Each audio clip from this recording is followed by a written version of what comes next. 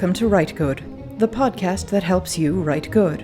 I'm R.S. Benedict, author, dreamweaver, visionary.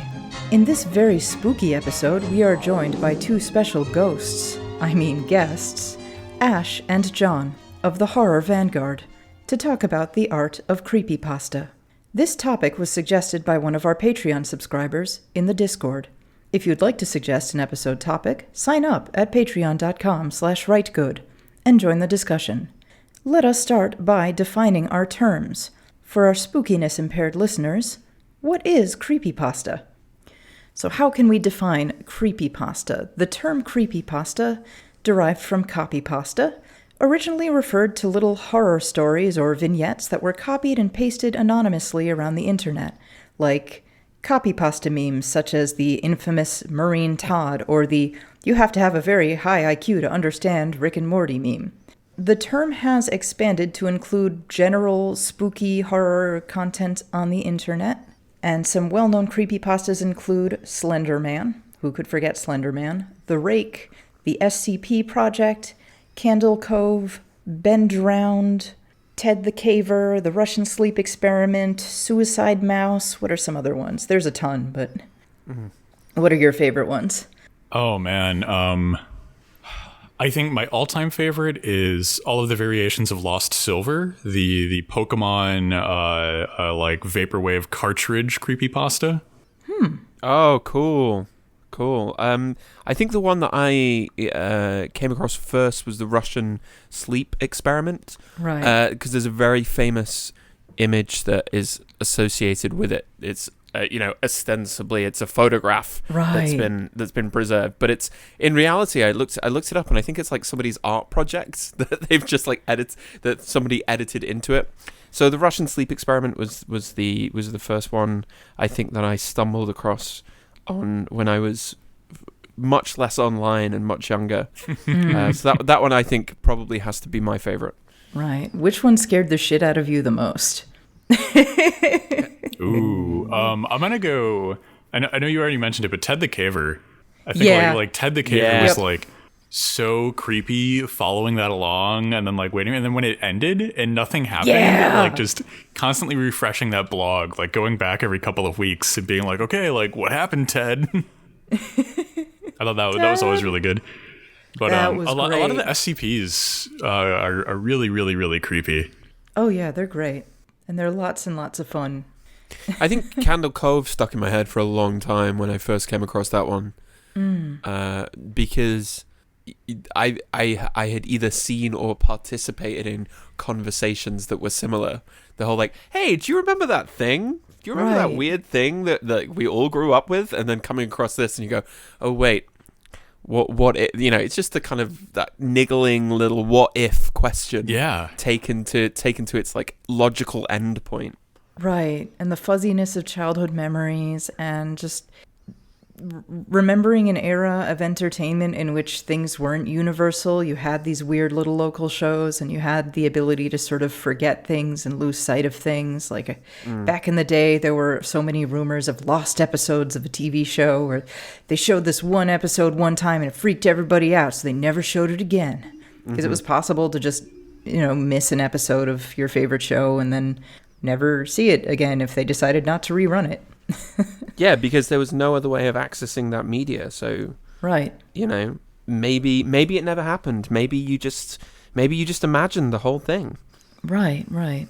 And I mean, false memories are absolutely easy to get, especially with kids. But studies have shown that it's really easy to implant false memories in a person's mind through hypnosis. You can even do it by accident. A lot of the satanic panic came from incompetent psychotherapists just accidentally implanting memories of weird satanic ritual abuse in children's brains without even meaning to. Yeah. It's even just a normal function of the human brain. Like every time you access a memory, your brain has to refresh it, and each time you refresh it, it's just like it's a chunky analogy, but like it's like when you keep accessing files on your computer, by and by, like the hardware has to wear down a little bit every time you pull up a file, and then like by and by those files will degrade from transferring or from like the raw disk itself starting to distort. So like as we get older, our memories of our childhood become increasingly blurred, increasingly distorted, and increasingly less accurate. And I think like creepypasta really taps into that. Yeah, absolutely. Yeah, a lot of them do. So that is one common creepypasta theme or motif, is this sort of idea of inaccurate memories or just false perceptions, misperceptions, how malleable the human mind and the human perception is.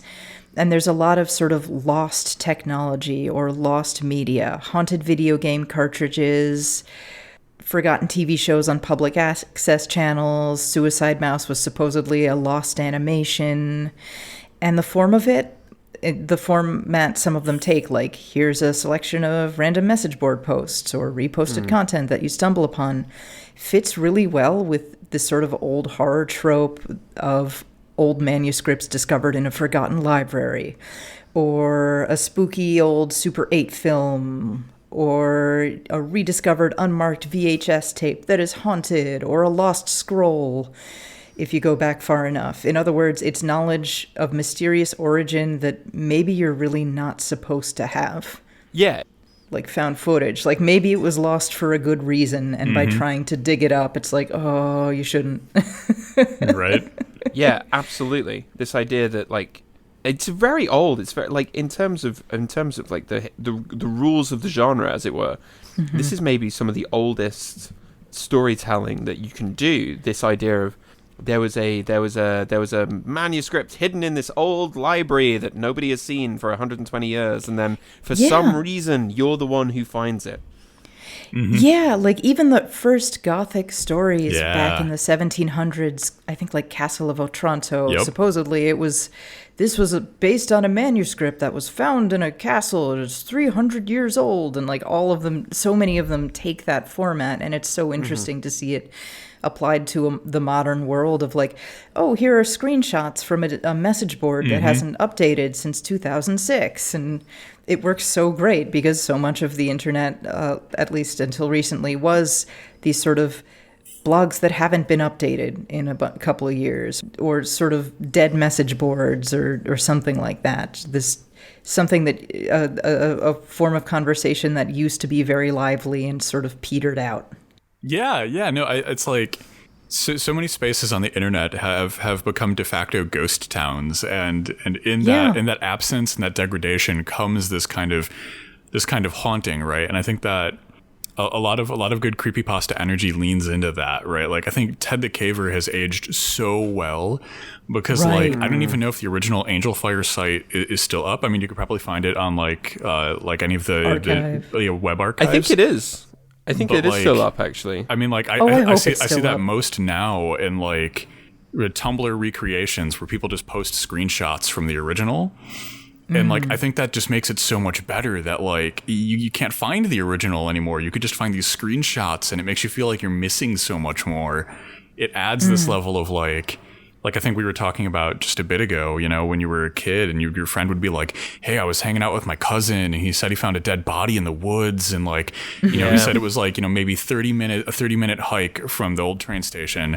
And then you'd go and try and find it. And it's just like you're working off of broken information on this kind of haunting story, and everything is creepy, but it's all just missing chunks of data. It's fantastic. Yeah.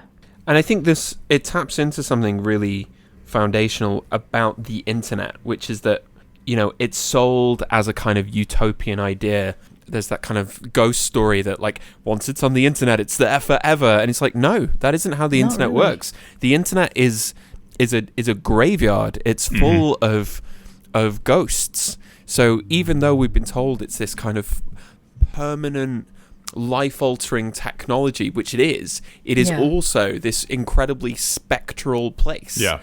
So it's a very old traditional way of storytelling, but it taps into something that is incredibly modern, which is this technological anxiety about permanence. Like the amount of stuff that just vanishes from the internet. I mean, if you're interested in copyright, if you're interested in academic research, you quickly realize like the internet is not only full of barricades and paywalls and access limiting fronts, but it's also in many ways just emptying out of the actual stuff that you want. So that's why I think this kind of way of storytelling is so interesting. Right, right. And I always love to see how these sort of older types of stories, like ghost stories or cosmic horror, how it tackles with the modern world. Because it's so many kind of horror writers or wannabe horror writers kind of get stuck in that old cliche of like gothic castle in the woods. And I always love it seeing people taking that and turning it into something modern in a way that works. It's kind of hard to pull off, but when you can, well, why not put this ghost story in a crowded city? You know, why is it a haunted manuscript? Maybe it's a haunted videotape. And if you can pull it off, it's really, really cool. Yeah. Yeah. I mean, I definitely agree with that. And I think like it's kind of like an interesting quirk of the history of Gothic literature, right? And that's so much of the horror literature that we have today is just the direct descendant of the Gothic. And like when you go back to things like, you know, the Castle of Otranto or the Monk or stuff like that, like Horace Walpole wrote the Castle of Otranto not as a contemporary piece, you know, like as we were talking about a bit ago, like the introduction to that novel is like, hey guys, like I found these old freaky manuscripts, check this shit out. And like, and then the story starts from there. And then like, I think as time is kind of pulling forward, we're experiencing that, right? Like it's hack to write about the haunted Gothic castle because that's what we were writing about 300 years ago. Like that was the spooky thing then. And then now it's like, we just rounded a technological corner. I grew up as kind of like that transitional generation where when I was younger, we learned how to type on typewriters and we had, you know, you could go rent a VHS tape from a Blockbuster. And then like as my teenage years progressed, we lost all of that in favor of like YouTube and computers and things like that. And now like, you know, the new Gothic castle is the Blockbuster in a way, right? Yeah. The rotary phone or something like that. My uncle's haunted rotary phone. Not clickbait. Yeah. And there is with it also this sense of time, like, oh shit, I'm getting older, and the sadness that comes with it. Like when you hear a song and you're like, yeah, I like this song, but then you realize how dated it is, and you're like, fuck, this is 20 years old. The sense of you're getting older, you're dying, like that sadness of just getting older, it kind of fits there too, and this idea of you can't go home again, you're not going to be a bright-eyed bushy-tailed young person again, right? And I think that's gone. I would say that's kind of like part of the magic of creepypasta, right? Is because you know, like we're talking about the internet getting older and becoming like this graveyard of haunted artifacts, and we're talking about society progressing and how architecture becomes the de facto site of haunting.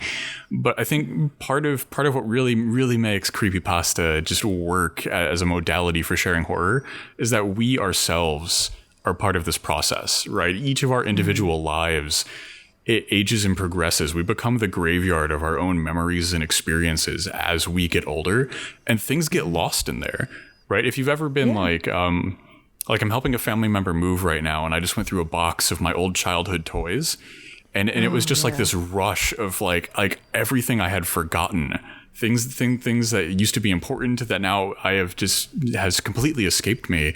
And there's something haunting about that. There's something haunting about the fact that like 20 years from now, the things I'm doing right now might not matter to me at all. And like, there's such a good like nexus of fear right there for aspiring horror writers everywhere. Absolutely. I mean, to maybe kind of widen things out a little bit, there's also something to do with the way in which we think of history generally, right? Classically, the Gothic is about the terrifying, violent past coming back into this ostensibly civilized present, right? But if we exist in a postmodern or even postmodern age, then what we've lost is a sense of historicity. We've lost the idea of there being a kind of past that we can be afraid of. And so I think that means that we have to change our relationship to time. So in Walpole, he says that I found this is a medieval manuscript. Now the medieval is not terrifying, it's antiquarian, and it would be interesting. But maybe, given the cultural logic of like capitalism, what's terrifying is the 10 years ago where things seemed a little more predictable. That idea that the mysterious past has become something that is it's something much, much closer to us. Yeah, I mean, like, how often do you get a post on Twitter that's like, remember this thing that just happened? That was a month ago. And you're like, fuck. Yeah, exactly. I think Twitter has basically changed how we think about time. Yes. And everything's this endless now. And that is kind of how the internet is sort of oriented. It's like, okay, sign into your YouTube homepage. Here are the latest videos. Sign on to whatever social media. Here's the latest thing. Here's the newest thing. There's no, let's begin at the beginning. It's just now. And to find anything old, you really, really, really have to dig for it. It's not meant to be accessed. It's meant to be forgotten. And if there's anything that I would say is to just, if I could pick one thing to be like, this is the absolute worst part of the culture we've built and the thing that must be destroyed immediately, it's the fact that the 24-hour news cycle has bled into every aspect of our existence, and it's no longer 24 hours. Now it's like a couple hours tops, and everything is flash in the pan, and everything starts, and then a moment later is far too old to be worth discussing. You know, like commenting on a tweet that's a day old that's crass. Why would you necro a thread that's been dead for so long?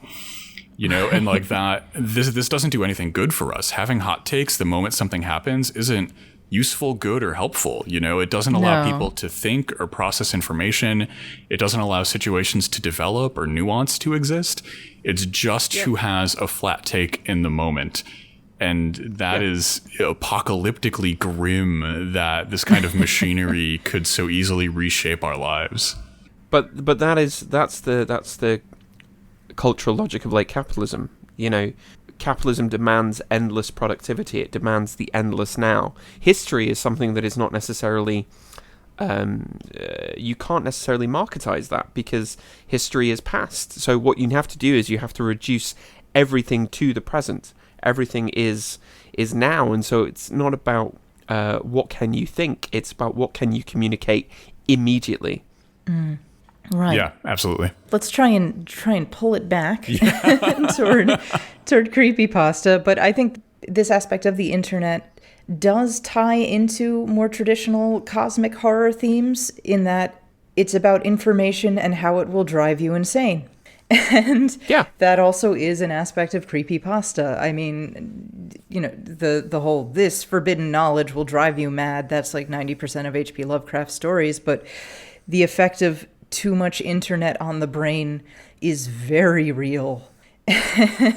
and yes, very, very fertile ground for creepypasta horror stories. And when handled properly, it can be extremely effectively spooky. I mean, how many people get radicalized and become white nationalists just because of what YouTube videos they're getting recommended to them? Like an alarming number of people. How many of our grandparents went fucking insane because of what Facebook's algorithms keep shoving in their faces?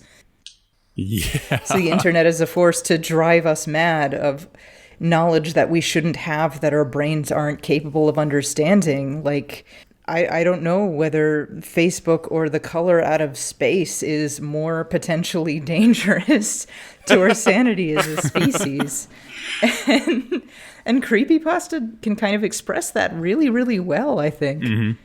Yeah, no, so there's it's not a creepypasta because it doesn't come from like message boards or the internet, but there's a really good Lovecraftian short story about a guy who mail orders a new modem just to soup up his computer. But like, you know, he fires it up and it's like glowing with all these strange symbols. But at first he's like, oh, it's just like the branding or whatever. It's got some LED lights. But then like it connects his computer into like this like Lovecraftian Cthulhu like entity. You know, it's nice. like a cosmic bridge to something terrible. And then like by and by he realizes that it's driving him insane and he needs to destroy it, but it's too late. It's a really fantastic short little Lovecraftian story. But I think like isn't that really interesting that like it's not Cthulhu, it's not like cosmic entities we can't understand, it's not some fundamentally incomprehensible information. It's just like low tier propaganda from like Rush Limbaugh that has fundamentally ruined society. Yeah, and it's not just that it's that, I think, but the structure of it, the way it's like everywhere, that there's not any distinguishing, like, here's someone you can trust, here's someone you can't, and it's too much. You need a really high level of media literacy to sort of sort through it. And the way that the internet's managed to sort of exploit this very human sense of loneliness and I know I overuse this term, but parasocial relationships in order to sell you stuff, whether that's like material goods or a really broken ideology, is pretty alarming, and it's not something we're good at standing up against. Yeah, it's to do with the structures of technology. I mean, I don't know. I don't necessarily think it's the fault of the propaganda itself, because Rush has been spewing out his garbage since the Paleolithic era. But it's about the structural tools which spread it. We are plugged into the biggest neural network ever created. We're in this huge experiment in conditioning human behavior willingly, because that's the bit which ties it so clearly to horror, right? Horror is marked by both revulsion and attraction, by both disgust and fear and appeal. Mm-hmm. So like we hate what technology is doing to us, but we will willingly log on every single day until it all comes crashing down. I will keep using Twitter, even though, like, who knows, I could be the main character of Twitter. Anyone could be, as that one tweet said. The thing of Twitter is that every day there's a main character, and you really don't want to be that person. If there was one tweet that was truly a correct and good tweet, it was that one. Yeah. And yet I'm still on there. Yesterday it was Richard Dawkins. Richard Dawkins was Twitter's main character yesterday. Oh, God. He's been there a couple of times. Yeah, he's got that as a reoccurring deal, it seems. Yeah. Oh, God. All right, but anyway, let's move on and talk about where creepypasta comes from, the origins of it. There was a lot coming from anonymous message boards. This sense of anonymity, I think, was really important to the formation of creepypasta. I mean, the Chans... Something Awful, I think, is what spawned Slender Man. Mm-hmm. Random blog posts. I mean, Ted the Caver was hosted on Angel Fire, which for you Zoomers was before Squarespace, I guess. It was a way to build your own really, really janky web page. Before there were these giant platforms where everything's already sort of laid out for you. You'd have to learn some really basic HTML and sort of piece it together yourself, and it would probably look like shit, but it would be yours. Yep, right. Yeah, imagine TikTok, but it's not an app, it's not social, there's no video, and you have to make it yourself. It was a golden age. You had to do all the formatting yourself, all of it. And you are not a web developer, you're some guy. I was going to say you're me, and you're bogging down like your load time with like tons of like horrible little animations of like rotating ghosts and pumpkins and stuff. You need like a MIDI file of something spooky. You have the MIDI file for some Final Fantasy VII music playing in the background for some unknown reason. Oh yeah, I miss that site. Yeah. One aspect that I find particularly interesting is, especially in the instance of just watching where Slenderman kind of came from, is this notion of cooperative storytelling. Like, Slenderman didn't kind of come up fully formed from one person's vision. What happened is the Something Awful forums had a thread that was, let's make some spooky photoshops. And one guy created these photoshops of this like unusually tall and thin man with a blurred face around some children with a vague caption about some kind of fire, and it was very like Pied Piper-ish. Cat. Oh, God. And it was very Pied Piper-ish and very unsettling, and people just, something about it just really connected with people. Something about it really struck people. And all these various anonymous accounts started submitting their own take on it, submitting their own photoshops, and just sort of cooperatively building a whole sort of mythos, which kind of watching that come together was really, really unsettling too, because watching it form organically, it almost felt like this entity was creating itself, which was really wonderful and really just deliciously spooky in a way that a horror movie or a book that's been carefully made and published and is finished, it doesn't give you that same feeling. Yeah. No, I think that's a really good way to look at it, and I think part of that is that like there isn't just one Slender Man, you know, Right. and like this is I'm sure we'll get into this later, but I think this is one of the reasons why attempts to kind of capitalize on a lot of creepypasta don't work too well. And that's because, you know, when we talk about who or what Slender Man is and the lore and the mythos and the reasoning, you know, like it just depends. Like, you know, you're going to say one thing if kind of Marble Hornets is where you established your canon, and you're going to say another thing if you just kind of like went to the creepypasta wiki and absorbed that as your Slender Man canon, you know? And like everybody's going to have like a different take and a different relationship to Slender as a body of work in a way that like you don't have that same kind of disparate interpretation and that same kind of diversity with like Star Wars. So one of the things that's really interesting about creepypasta, right, is that there is no single canon. You know, especially, you know, take Slenderman for example, right? Like if you formed your Slenderman canon by watching Marble Hornets, you're going to have a different interpretation of Slenderman than somebody who formed their canon off of like the creepypasta wikis and the creepypasta and Slenderman subreddits, you know? Right. Like your relationship to Slenderman is going to be fundamentally different based on where you got it. And I think like canon is a terrible idea for fiction, and it gets really complicated. And like, yeah, there are Star Trek nerds out there who have absorbed all the comics and the books, and like, you know, they have an incredibly nuanced vision of what goes on in Star Trek. But like for the majority of people, like Star Trek has a single unified canon built around the TV series and the movies. And that's just something you don't experience with creepypasta. And I think it's one of the reasons, and I'm sure we'll get into this later, why the filmic adaptations and attempts to capitalize on figures like Slenderman aren't very successful. And it's because there's no unified core to capitalize on. Right. It's very folkloric.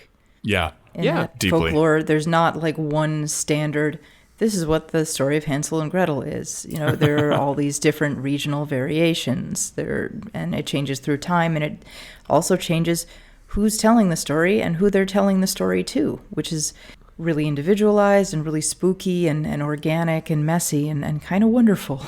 Yeah, I think that too has got something to do with the internet on which these things kind of emerged as well, right? Yeah. It was far more decentralized. It was far more anonymous. It was far more like structurally weird. You know, things like Facebook, Twitter, YouTube were not the big like dominating forces that they are now, which allowed for there to be space in which weird message boards would just pop up, or like very individual blogs where if you were interested in that kind of thing, you had to go and seek it out. It wasn't algorithmically suggested. And so that allows for there to be space in which these contemporary folklore is a great way of thinking about it, to sort of emerge and develop. And you don't need an author, because what you need is the community which understands and assimilates and distributes the narrative rather than an author figure. Right. It's a very democratic type of building culture, as opposed to what so much of culture is, where there is a corporation, there is an entity that decides this is what a story is. This is what the story is. This is Batman. You're going to watch another Batman. This is what Batman is. Batman is the way we define him. This is who Batman is. This is what Batman says. And that is the person who determines what Batman is, because that is the entity that has a gazillion dollars. But in this case, in the instance of, say, Creepypasta, you've just got a handful of creepy weirdos telling each other stories. Yeah. It's kind of like, it's a little bit of campfire storytelling in a little way. It's like this circle of people who are just gathered there, and everything else is dark, and for whatever reason, they're all together in the forest, and they're just telling this stuff back and forth to entertain each other. And it's just this really wonderful, pure form of storytelling. Yeah, like I think it's interesting that like we refer to modes like this as like democratic. I think that's a really interesting choice of phrase, because like creepypasta for me represents like something like you know, almost like anarcho-syndicalist freely associated federations, right? Like your Slenderman camp can choose to freely associate with any of the other Slenderman camps, right? Like if you're really into Marble Hornets, you could freely associate with the people who are like into Slenderman /fic and work together to build something. Or you can choose to not freely associate with them and have like your own distinct subset. And so I think that in a way that there's almost this really interesting example of like freely associated, federated bodies of creative artists banding together to build something and then disbanding, when the project's done or when they choose to no longer work together is really interesting. Yeah. And it's just kind of neat to see how these stories change depending on the situation and who's telling it and why and what people like to focus on. Like what I loved were the people who were building this whole like history of him, and they were like photoshopping old medieval illustrations to make, and in the 16th century, here's this German woodcut engraving of Der Grossmann. And like, it's just, I love that stuff so much. Yep. That is my favorite Slenderman stuff. Are the people who did the historicization of Slenderman? Right. Oh, it's so much fun. And what's fun is anyone could do that. If you decide you want to fucking put him in a cuneiform tablet, you can do that. No one's going to stop you. Fucking go for it. Have fun. Yep. Then that's all that's needed. All that's needed is a shared community of readers, because it's the people who were reading that were making the stuff in the first place. So in a way, you can get. I mean, the author, as we understand them today, is a very contemporary invention, culturally speaking, right? It's a very old way of telling stories. This idea of like, here's the legend about the old Johnson place. Yeah, is really just the kind of updated version of the stories that you would hear around a campfire, the stories that your community would tell one another, and it wouldn't matter. Right, the hook hand in the car. It doesn't matter who came up with that. It doesn't matter. Yeah. What matters is it scary? Yeah, and there's something so beautiful about that, of people just telling stories to each other, for each other, without any idea, without any motive of, this is going to make me money, this is going to make me famous, this is how I get revenge on the people who didn't like me in high school. It's just... I want to tell the story just for the simple pleasure of telling a story and listening to a story. And it's really pure and really beautiful, even if it's about, suicide mice or Russian sleep experiments. No, I was just going to say, maybe before we get, like, we see too much of this from, like, the positives, I think it's very telling that what the subject matter they went with is. Because all of these stories are kind of expressing the dark side of the utopian impulse that puts people online at that time period anyway. I mean, that kind of first, web 1.5, 2.0 is very, like, tech is going to save us. Technology is going to take us into this brand new utopian future where we're all connected, where information is shared globally, where we don't need to worry about any of that old, outmoded ways of knowing and communicating anymore. But it's also about technology is evil, terrifying, and is cursing, and is, slowly destroying our minds. Yeah. I mean, aren't so many fairy tales kind of warnings too? Like, I mean, Little Red Riding Hood is all about, like, stranger danger. So many of these are also warnings, and in many ways, I think a lot of Creepypasta does kind of fit into that, which is like, hey, maybe log off every once in a while. Go outside. Which is a very good message. 100%. Another aspect of Creepypasta that I've noticed is it's very similar to urban legends, in that so often these stories aren't just, here's a story I heard, but like, this happened to my friend's cousin. Mm-hmm. This happened to my uncle's ex-girlfriend. And I do think it's kind of neat that you can sort of trace this lineage from the urban legends of yesteryear. Yeah. I mean, onto that. If you look at the very early Gothic again, late 1700s, there are loads of stories in magazines about people who've seen ghosts or have had kind of supernatural experiences. And so loads of these narratives go, oh, this wasn't just anybody. This was an upright citizen, someone who doesn't even drink, someone who you probably know and maybe sit next to in the coffee shop whilst you're reading The Spectator. Right. Because it's all about, like, all that's needed is a little bit of detail to make it seem more believable.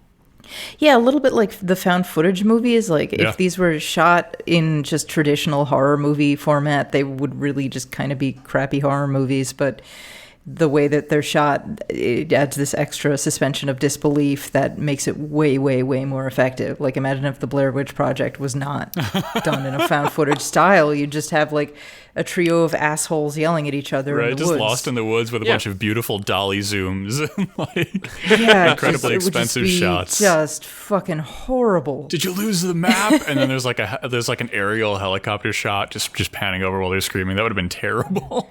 And a theme song sort of dun dun dun. Oh my god, a bunch of audio. You lost the map, Josh.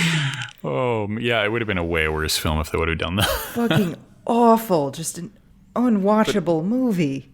But it would get. But the fact that it does look so bad, the fact that it's designed to look like it was made by student filmmakers who don't really know what they're doing, makes the whole thing seem much more believable.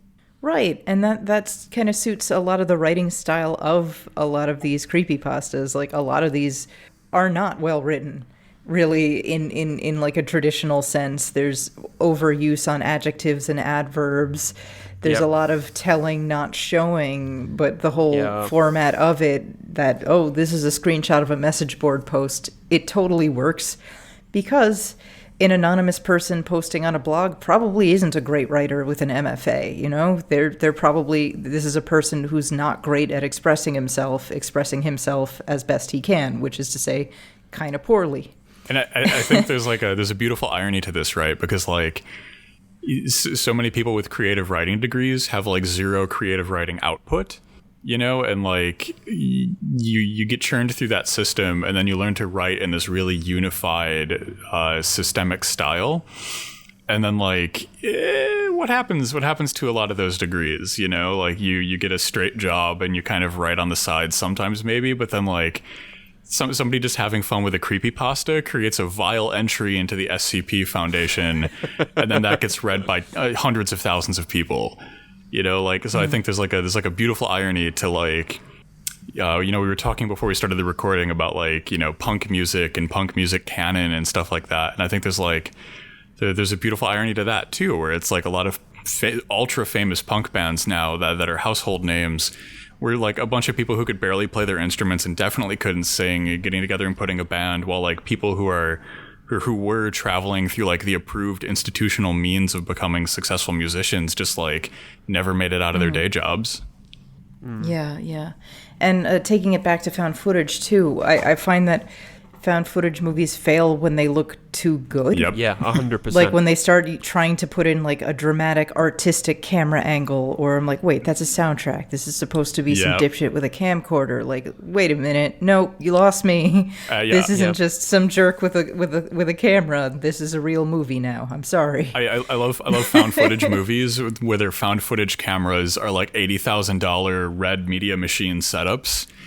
And it's just like you're running from the zombie apocalypse with like a camera that's worth more than some people's homes. Like, it's just the funniest thing in the world. Yeah. I mean, they can kind of make it work when it's like, oh, this is a camera crew that we're filming a documentary and we stumbled upon a ghost. Yeah. But, like, this is some guys, this is some bros having fun. You can't. It's just guys being guys. This is guys being dudes. They're not going to have this camera.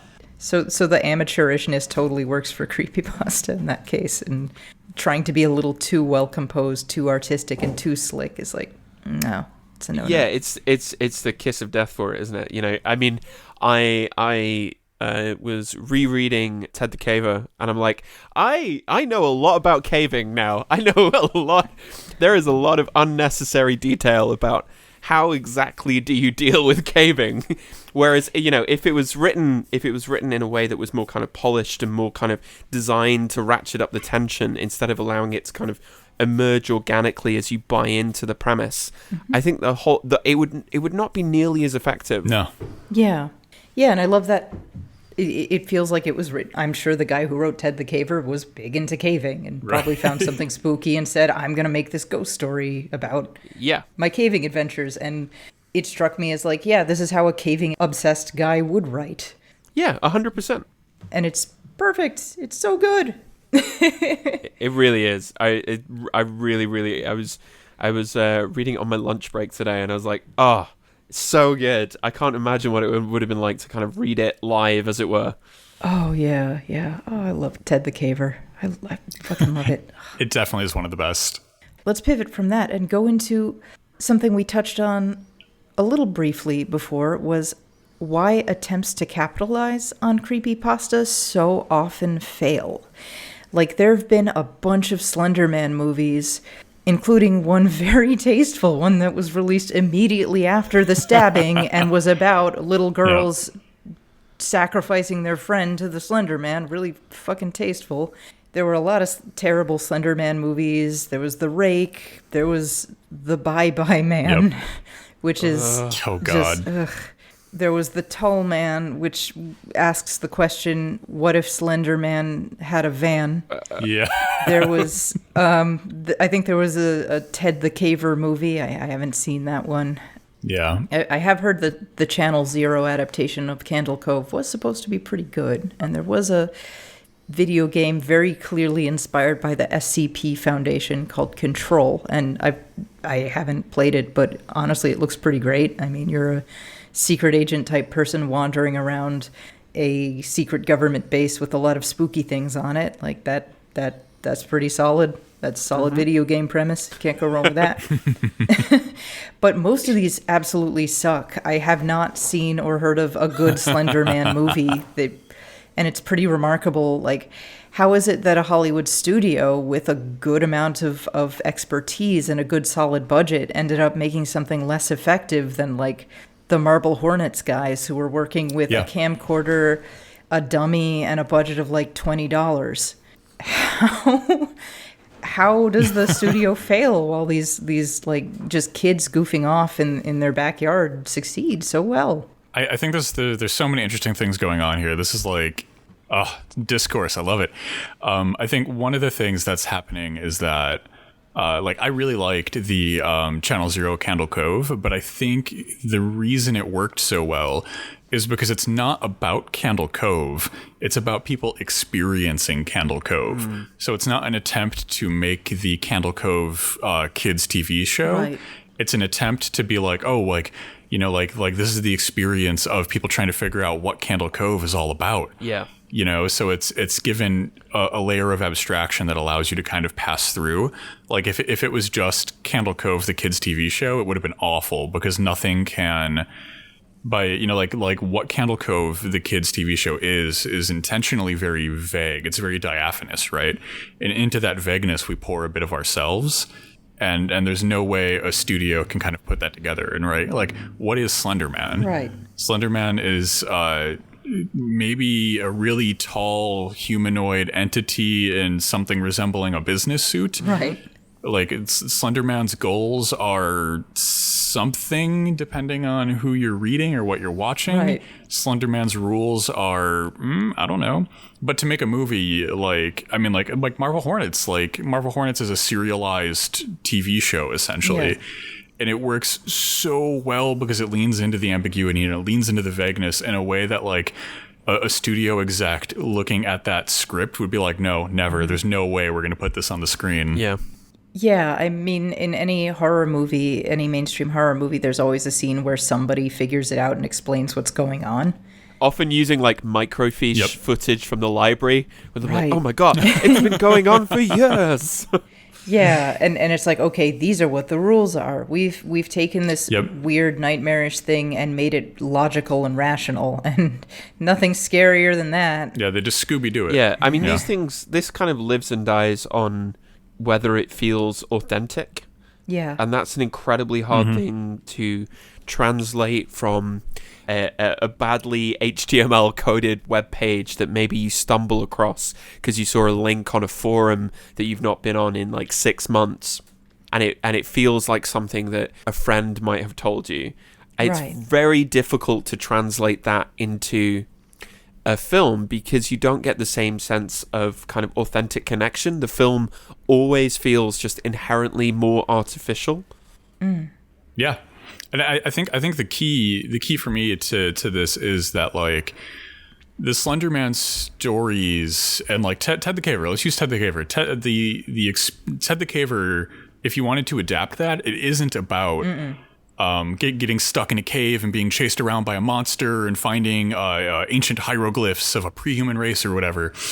Like that's not what Ted the Caver is about. Ted the Caver is about refreshing a website and waiting to find out what happens to this guy. Yeah. You know? Yeah. Like that's the experience of Ted the Caver. So if you wanted to make a Ted the Caver movie that worked, you wouldn't make a movie about a guy stuck in a cave. You would make a movie about like maybe it's somebody's niece, their uncle disappeared, and his last known record is his like a YouTube live stream that gets cut out while he's caving, you know, and she has to go solve it.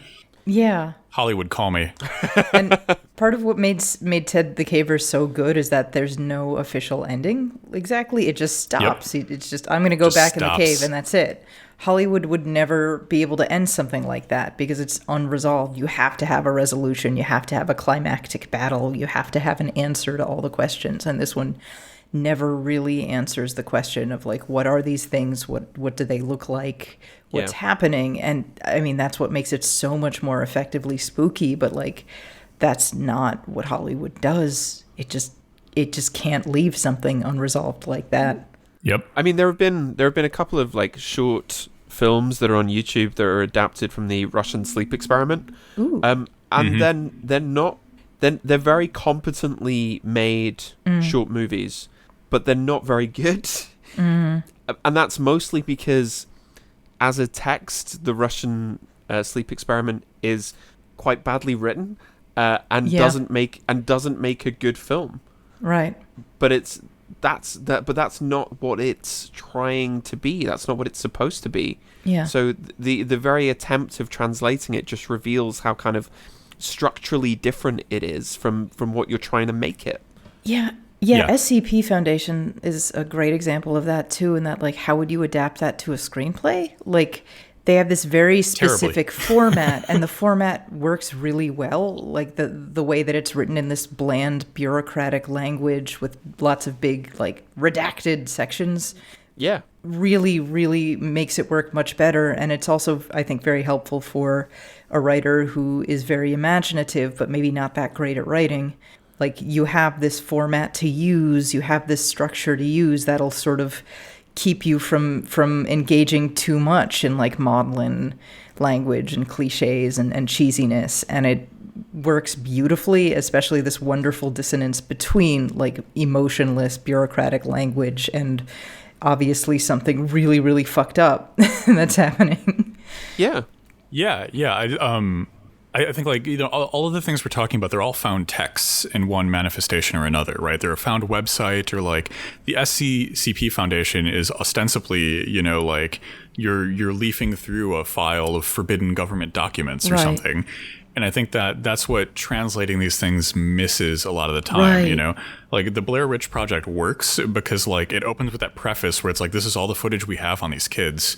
You know, watch it. So you become, in effect, a character inside of the narrative. When you're flipping through the SCP stuff, you're the unspoken narrator of those stories. You're the guy in the warehouse. You're the researcher. You're the detective. You know, you're the person trying to piece this madness together. The same with Marble Hornets, right? Marble Hornets is found text. It's just a bunch of random uploaded videos from someone's friend who went missing. Like, that's what I think a lot of the attempts to adapt this miss out on, is that we're the lost characters in these stories. Right. You know, and like when you just watch Slender Man kill a bunch of teenagers, like, this is boring. Right. Slender Man is scary because, like, by the end of reading a bunch of like Slender Man was stalking me stories, I'm like, how many X's and O's should I be drawing on my walls tonight? You know? Yeah. It could be you. That's the whole point about the creepypasta, right? It's something that's everywhere. Yeah, it is you. Yeah. And much of it is, here's some forbidden knowledge that you've stumbled across. Well, a Hollywood movie isn't forbidden knowledge. They want you to watch this. This is something they spent a lot of money on, and they created a marketing budget and made commercials and kind of figured out to show this to you based on your demographic. They want you to see this so that they can make money, as opposed to, look at this weird shit I found. You know? Yeah. Like the SCP Foundation doesn't advertise. It's not like, come look at the SCP Foundation and buy an SCP t-shirt. Like, putting it into just the fact that a movie is there for money and wants to be seen really doesn't fit the format of really effective creepypasta very well. Yeah. There's if I could have a quick tangent, there's something that we've been kind of like collectively saying that I want to push back against really quick. And it's this idea that the people who write creepypastas and SCP entries and stuff like that aren't quote unquote good writers. You know what? I kind of want to challenge that a little bit, because a lot of what our idea of a good writer is purely the function of like hegemonic attempts to create a monolithic culture, right? You know, we're fed this canon, and the canon is exclusively heterosexual, cisgendered, white male colonizers. You know, like that is the canon that we're given, and those are the standards by which good writing is kind of established. But like, you know, when we kind of like sit back and like, okay, like what makes a story good? It's getting something out of it. It's enjoying it. It's like the experience of writing it. It's how many people have read it. You know, there's a lot of different metrics we can kind of employ here. And like, I think when we kind of like lean back a little bit, like a lot of like the SCP stuff is good. You know, I've enjoyed reading it. I've been scared. I found them really interesting. You know, like they've clearly affected my life because I'm sitting here on a podcast talking about all of this artwork. Yeah. So I clearly find it to be of merit to discuss, you know, and we're using like really like intellectual frameworks to interrogate this, right? We're talking about its relationship to capital and culture and emotion and the human condition. So it's not like an SCP entry doesn't merit the same level of intellectual interrogation that Shakespeare would, you know? So I would say that like this stuff is good. It's just not good in a way that kind of like the hegemonic machinery wants it to be good. Yeah, the question of good is always good according to whom, right? Right. Yeah. Right. Yeah, that is a good point. That's an interesting point. It's just like the style of writing of some of these. It's like if I read a novel that was in that style, I would hate it. But in a blog post, it works so beautifully. Yep. It's all about the format and the medium, you know? Like there are things that like Hemingway would have been like the worst microfiction author. Oh God. It would have just been like just an insufferable sentence that I went outside today and it rained over, you know, it lacks the punch, you know? Like I think it really just kind of depends on the medium you're writing for, the goals you're trying to accomplish, what you're trying to do with it. And I'm ranting now. No, that's okay. That is a worthwhile discussion. The idea of, well, what is culture? Like we have the idea that certain forms are high, certain forms are low. Like a novel is like high culture, blog post is, you know, low culture or trash culture. And you know, what's a YouTube video or a video game? Like a lot of creepypasta is in these extremely unsettling video games, and video games are not considered high culture. They're not considered like serious, but I mean these little creepypasta video games, and now we're in this era of like PS1 style graphics and gameplay. They're deeply unsettling. Phenomenal artwork too. Yeah, like that PS1 collection of horror games that came out. Right. The work of Kitty Horror Show. Like there were so many good horrifying video games that I think, you know, deserve so much more critical attention, right? Because people want to talk about, like, when people talk about art video games or video games as art, they get preoccupied with the spectacle of like the latest graphics accomplishment from some AAA title, but not enough love is given to like the games released on itch.io. And the experience itself, I mean, so much of what we think of as art is still based on this old idea of like novel as ideal. So, David Cage's games, they're like novels, they're so deep, but it's like, well, they're kind of like shitty novels, really. And it's like so it's like press A to make the novel happen, but it's kind of hard. I feel like we still lack a little bit of a vocabulary to examine gameplay itself as an art form. And because and it just, games are an interactive medium, and it's this interactivity side of it. We're still developing how we engage with it and how to talk about it in a meaningful, intellectual way. So I think that kind of is a stumbling block for a lot of us, because we might look at, I don't know, one of like the Haunted PS1 cartridge, and the graphics are really primitive and janky, and some of the writing's, solid, but it's just the experience of playing through this thing that looks like a really glitchy, broken video game is so creepy, and it's an experience that you can't get in any other medium, and people, I think, have trouble quite figuring out, like, no, it's the gameplay itself. That is the art of it. I'm really glad you mentioned the graphics too, because I think like the graphics of a lot of these games are like heavily stylized for several reasons, and like the first and foremost being like, if you want to release a game that looks like a AAA PS4 title, you need a team and you need $100,000. Yeah. If you are doing this, it's just you and a couple friends, or you're doing this on your own, like your budget belt is going to be really tight. And so a way to fix that and a workaround is like, okay, like if you try and make like the latest, I don't know, any AAA, pick any AAA title. If you try to make the latest one yourself, you're going to fail. Right. You have to fail. But if you sit back and you're like, okay, I want to make a horror video game, and it's just me and a friend of mine who writes. Well, then, like, okay, like, how about, like, PS1 graphics are really easily achievable by an individual today, thanks to advancements in game creating technology. Right. Yeah. And, like, I think another part of this that's really interesting is, like, this also, games are deeply teleological, right? Like, so much of gaming discourse is still, to this very day, consumed in, like, okay, this piece of gaming machinery can process this much information, these much graphics. Like, it's, we talk about, like ray tracing is, like, one of the latest super buzzy, hot things that graphics cards can do. And it's all very, like, product reviews instead of sort of artistic analysis. Sort of, would you buy this? Yes, no. And I mean, imagine if we evaluated every artistic novel on that. Would you buy this?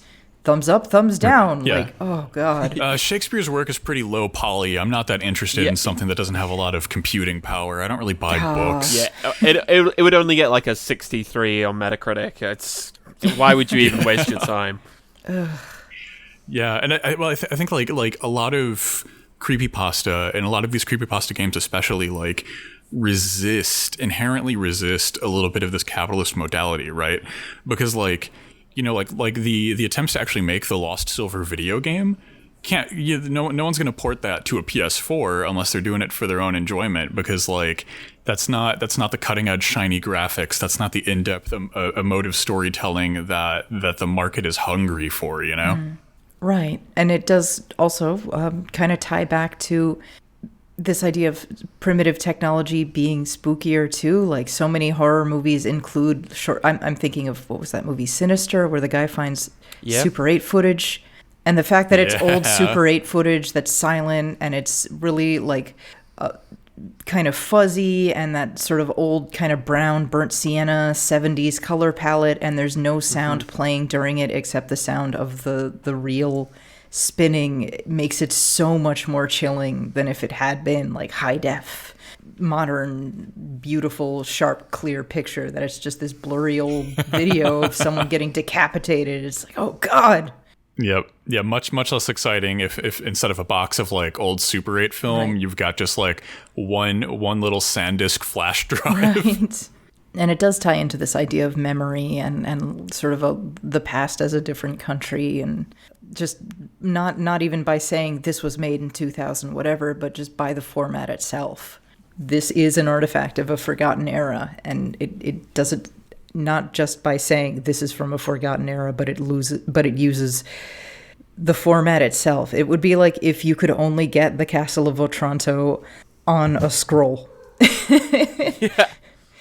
Like, you got to buy the scroll. You can't get it in a book.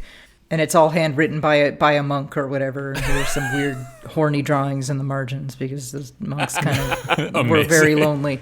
Like, it would be great. There's a great Mark Fisher paper with the title "The Hauntology of Crackle," which is about this in the context of music, but I think works equally well here. So it's maybe in this in this kind of mode of storytelling, which is so tied up with its form, this kind of semi-antiquated digital space, it reminds us not of what, the internet once was, but what the internet once could have been in the future. We exist online in a homogenized, centrally controlled digital space, which is under the sway of corporations far more powerful than any government and completely no longer democratically accountable to anybody. So there is something hauntological about looking back at a technological space where it didn't matter who was telling the story anymore. It didn't matter that there were no blue ticks writing creepypasta on the Something Awful forums. It was just like anonymous internet strangers who had the same strange niche interests as you. So I think maybe that's part of what's going on here as well, that this obsession with form, the old web page, the Super 8 footage is hauntological. What could have technology been? What could it have transformed into? And could it have been something that was different from the bland sterility of where we are now? Yeah. And that segs perfectly into our next topic, which is the question, is creepypasta dead? According to Time magazine, the form peaked in popularity in 2010, and it's been kind of going downhill in some ways. Web 2.0, social media platforms have centralized the internet, as you said, into just a handful of big websites that are super corporate, very algorithm-driven, very top-down, very undemocratic. Even the chans, even 4chan, 8chan, etc., are kind of overtaken by divorced dads and like boomer MAGA moms whose adult children don't talk to them anymore. The internet feels a lot more tamed, more commercialized, more centralized, more monetized. There's less of this sense of just sort of wandering around from weird little community to weird little community, stumbling upon interesting things. I mean, if you see something on YouTube, it is because YouTube's algorithms have decided to show it to you. If you see a post that your friend made on Facebook or something they linked to on Facebook, it is because Mark Zuckerberg decided that you should see that post, that link. And that really kind of runs contra to the spirit of creepypasta. I mean, if you see a creepypasta on, I don't know, on your favorite social media website, it's because the powers that be decided you should see this. Although you probably won't see creepypasta, you'll probably see racism instead. So there's also the fact that a lot of newer creepypastas are taking on a more conventional narrative format. There's a growing emphasis, especially on the SCP Foundation, of authorship and ownership. A lot of older creepypastas were anonymous or communal, but more and more authors are really insistent on signing their work. They're considering copying a form of intellectual theft, and that kills a lot of the suspension of disbelief. And I think there's also a greater emphasis on monetization. And I mean, that's understandable given the economic times we live in. And you know that if you put something online that's interesting, someone's going to monetize it, whether it's Mark Zuckerberg or those fuck Jerry guys or whoever. Somebody's going to make money off of your work, so it might as well be you. You might as well put up a Patreon and sell t-shirts and get ad clicks. But given this new internet as it exists now, given all of this, can creepypasta in its true spirit really survive anymore? Yes. Okay. No, so I think what you're saying is totally correct, right? Like, like the SCP Foundation as a thing, like. So I've made a couple analogies to punk rock, and like I was talking about this before the recording, right? But like, if today, I were to start a Ramones style band, like that kind of punk rock is deeply codified. Like there is a set of norms, there are expectations, right? Like the Sex Pistols iconography is no longer threatening. Yeah. Like they introduced an Olympics to the song "God Save the Queen" by the Sex Pistols, right? Like the ability to shock has been stripped from that, And I think like we can draw analogies here to what's going on with creepypasta, right? Because both of these are, this is outsider art, right? These are people who have not traveled the official and respectable channels for making the kind of art they want to make. They're people who are doing this from the outside. But, by and by, that stuff does become successful, and it develops its own hierarchies and its own canons. And I think we're seeing that with creepypasta, but I think that because what happened to punk rock is like, by the time the Sex Pistols were cool and the Ramones were cool and like that stuff was mainstream, well then you've got like 80s underground hardcore. And then like, that becomes cool, and then you get like crack rock steady, and then like that never became cool, but like you've always got like these underground currents that are resisting absorption upwards, And so, like, I think, conventional creepypasta may be currently in the process of being sucked up into the major hegemonic forces of culture, and the people who are becoming successful, just like all of us, we have to make a living somehow. And if I could make my living writing SCP entries, I would totally do it. Yeah, in a heartbeat. So they're like, okay, well, maybe you can make money off of this, so you have to secure yourself as a quote-unquote author. But I think that, if you're looking for, like, authentic creepypasta, you're going to be forever chasing your own tail, and you just need to have an ear to the ground for like some weird stuff coming up through the cracks. Here's my take though, like, and mine is maybe a bit sort of less optimistic than Ash, which is that yes, classical creepypasta is maybe on its way out, but what has replaced it is 100% QAnon and Pizzagate. That's the creepypasta. It's these anonymously produced, badly photoshopped memes, which are accepted as being completely plausible and totally credible by the people who think that this gives them some sort of special knowledge into our contemporary political reality that they wouldn't ordinarily have. So, if you want to see where creepypasta is going, you need to look at. I think you need to look at something like Pizzagate. Oh, wow. I know that I'm aware that is something of a hot take, but it's something that I think is actually true, that it's a way of seeing this same anonymous punk energy that Ash was talking about, but being channeled into some very dark and troubling directions. Huh. Ash, have I stunned? That is an Have I stunned view. you into silence, Ash? I think you can definitely draw parallels, and I think that there are similar modalities with how this stuff travels, especially because a lot of it originates in places like Chan style message boards. Yeah, right. I don't think I would go as far as to call like Pizzagate the successor movement of creepypasta. I think that I don't know if I would have to think a lot more about that one. I mean, it does follow that cosmic horror format of here's information that will make you completely insane. Yep. There's and definitely ruin a your life connective, and your relationship with your adult children. There's a stylistic connective tissue, definitely. So maybe not the direct, deliberate successor, but absolutely using the same narrative and aesthetic markers that mid-2000s creepypasta was using as well. Wow. Huh. That is interesting. I'm going to be scratching my head over that for I mean, some I may just be like completely off base there, but I think in terms of what those conspiracy theories, those right-wing kind of extreme almost faith-like beliefs in the deep state that can be destroyed by sharing this meme, and this is the hidden knowledge that the elites that are controlling the media and politics don't want you to know.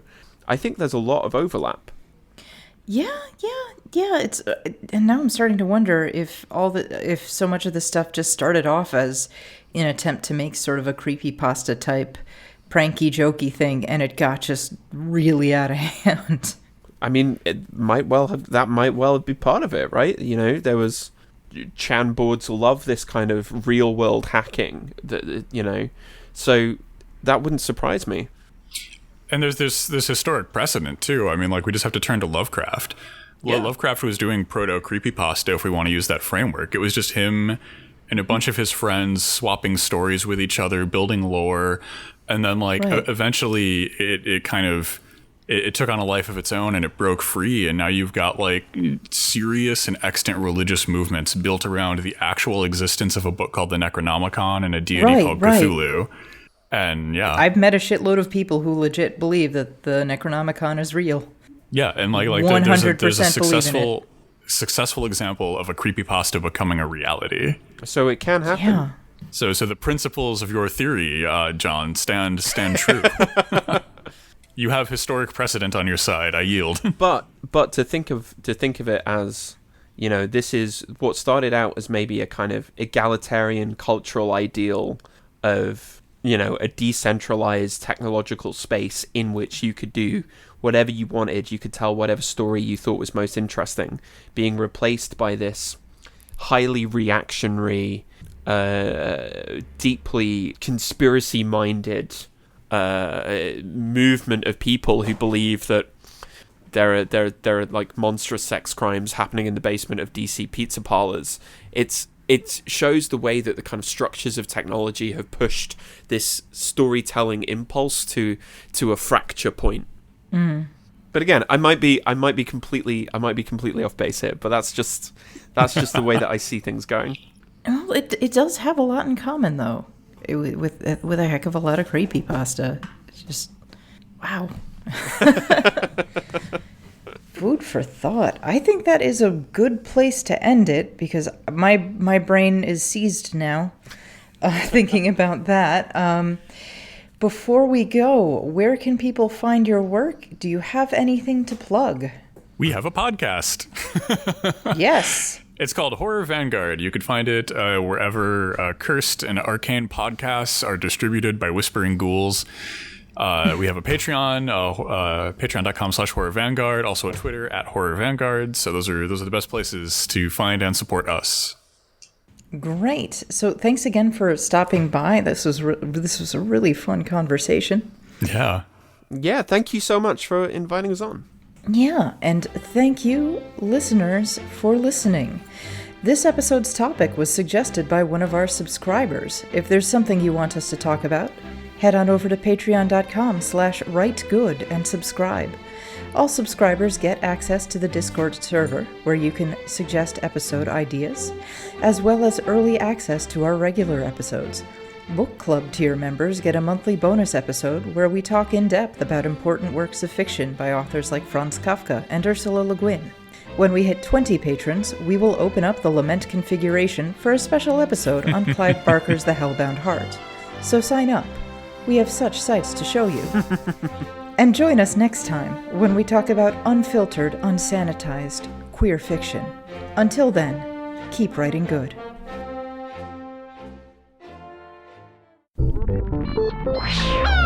KittySneezes.com in color.